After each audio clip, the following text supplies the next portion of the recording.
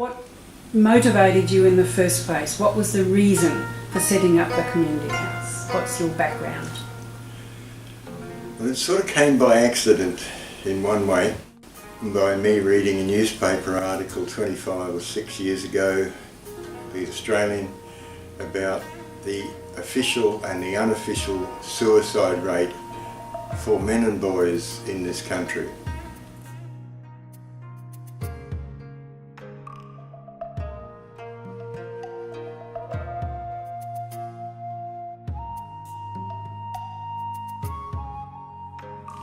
That shocked me. I live in a beautiful community. It's tight-knit, it's supportive, it's crazy, it's generous, it's beautiful. It's everything a community is, including the bad bits. And I thought, what can we do? So I started a men's group to talk about these issues.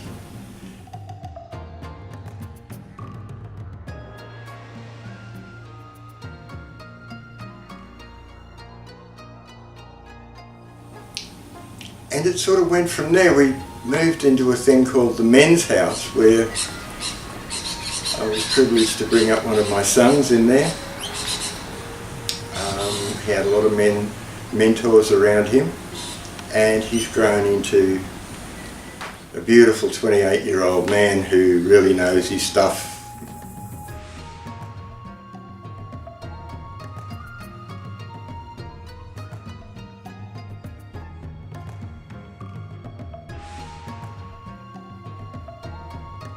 Have a look at my garden.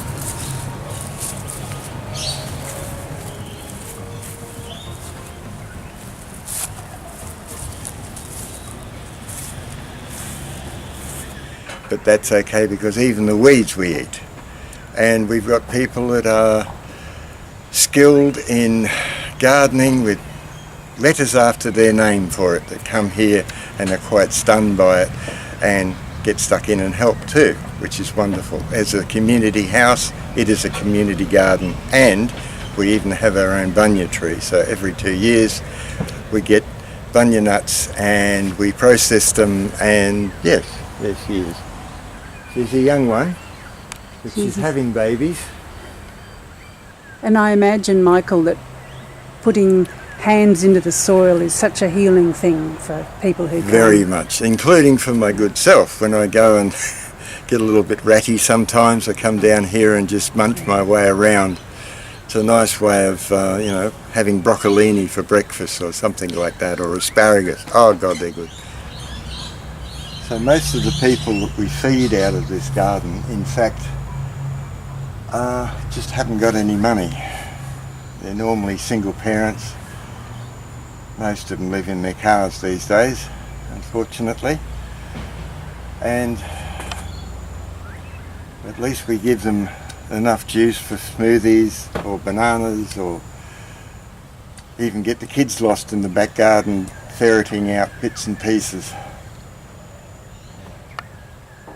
It's a wonderful garden. Everybody that's lived here has contributed to it in a very big way. We have people from that wouldn't even know what a garden looks like or where a carrot comes from, and it's amazing to watch them discover where they can get their food from.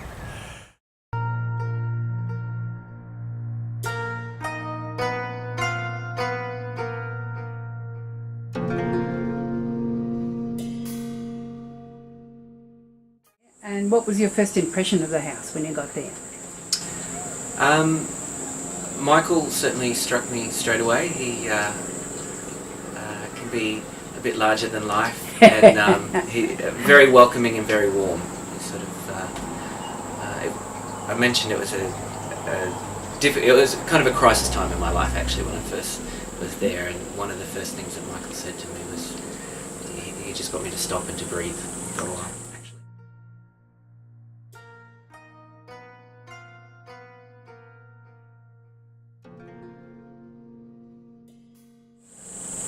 So you're there, you've got problems. I assume there were other people there that were in a similar situation? There were always people coming and going, actually, staying for various periods of time, sometimes just briefly visiting, and some staying sort of much longer term like myself there. Very much an organic kind of process, and very much about, for myself and for others that I've seen as well, it was facilitating people helping themselves and going through their own kind of process. So. At least a pause in their hardship, at least a welcome, a warmth, that they can just relax in a home-like environment and just sort themselves out where they want to go next, how they're going to approach it and stuff like that. You'd asked earlier what Michael did, in what way he supported, and I said just sitting and having a cup of tea is probably the where all the action happened and what it was, and just being able to talk around the kitchen table. Yeah, around the kitchen table. Yeah. And we have a lot of people that love to cook that come through here, and sometimes that's all they can give is the ability to cook for us, and that's pretty wonderful actually, because you get some really beautiful meals that have just come straight out of their heart in gratitude, and it's, we eat well. You said earlier that it was a very safe and comfortable environment. What do you attribute that to, do you think? Okay, that's a great question, and I would attribute it to a big part of what I got from being there, and I think a lot of people got, was acceptance, actually. And I'm feeling quite emotional suddenly talking about this, but I actually felt really accepted and really at home there in ways that I perhaps hadn't anywhere else in my life, actually. Yeah. Free of judgment. Free of judgment, absolutely. Yeah. And that's how a lot of people heal. Sitting around a table, eating food, having a cup of tea, and just being heard, being listened to, being honoured and respected. Crisis in life often serves a purpose for being a catalyst for transformation to start, and that can be a really challenging thing when it happens, but taken as an opportunity, it lets life become much more than you've ever imagined before. And listen to them in a non-threatening environment, but basically a cup of tea around a table where people are just being real and talking and laughing and crying and being whatever they need to be to get the weight off them.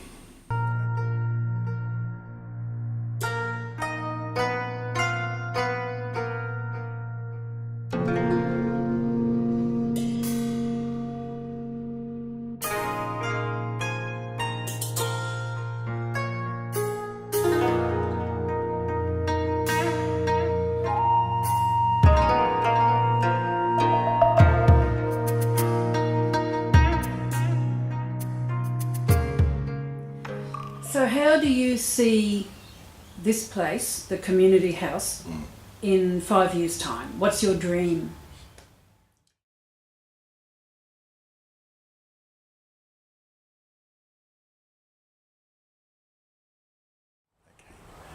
Well, this is the bathroom where we would like to turn it into a proper bathroom with a wet area for people that are getting older, me included. We're going to put the laundry here, have a shower, a toilet, the wet area for the older folk, and it'll have wheelchair access as well.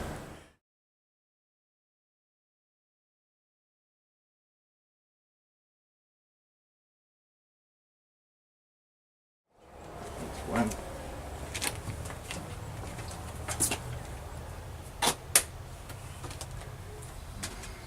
I see what you mean by cramped. Not a lot of room here, Michael. No room at all actually, but we do get by. We have a washing machine. There's a donation from one of the people that came here. The sinks here, the stand that it's on, was made by our neighbour and donated to us so we could keep our sinks intact. The dryer doesn't work, but it's sitting there. And our shower is round the corner here.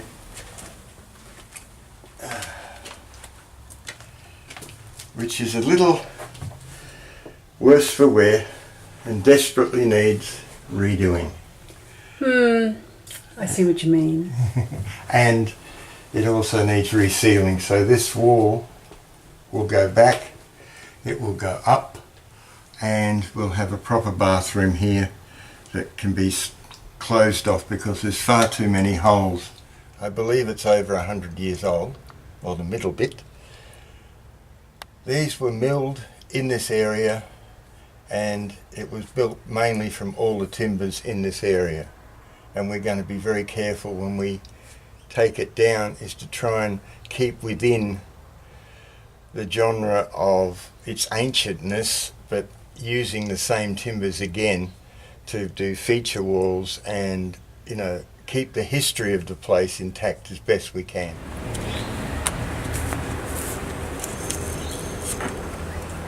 And apart from the reason that I'm tall and wants to go up, it's a good training place for humility.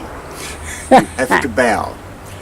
We would like to raise it so that we could actually eventually have more space under here so that we could put more people in as the case may be. When this is lifted up and stumped properly with I-beams across to give us a clear space, all these old timbers will be donated to the Pioneer Village, because I'm quite sure they could use them for stumps themselves, because these are original trees from this area. When we lift this up, our next stage is to build a large deck coming from roughly where I am now out 8 metres to the trees with a roof allowing us to hold functions, support people, more room for people.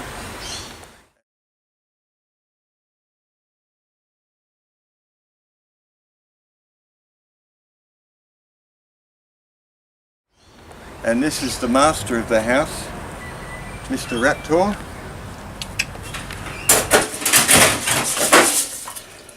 As you can see, we need a bigger sink.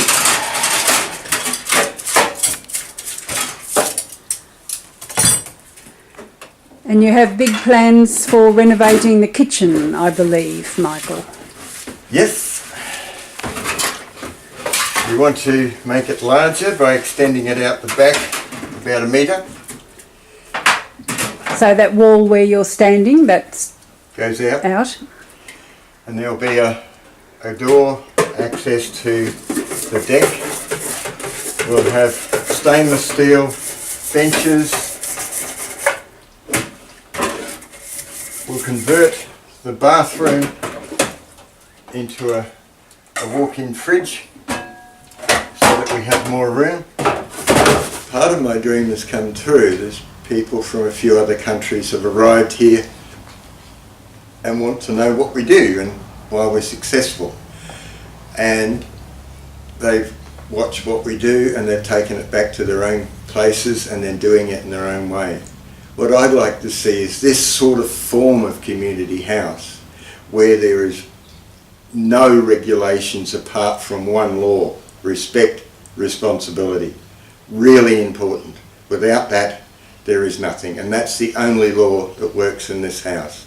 And I'd like to see that taken out into the community, into the wider world of Australia, and get our men from being idiot children, drunk idiots, to be good dads, like we have a whole lot of role models out there to look at, and start waking our elders up so that they can do their job, which is looking after the younger ones. And that's how it works. That's a wonderful dream. Thank you very much, Michael. You're very welcome.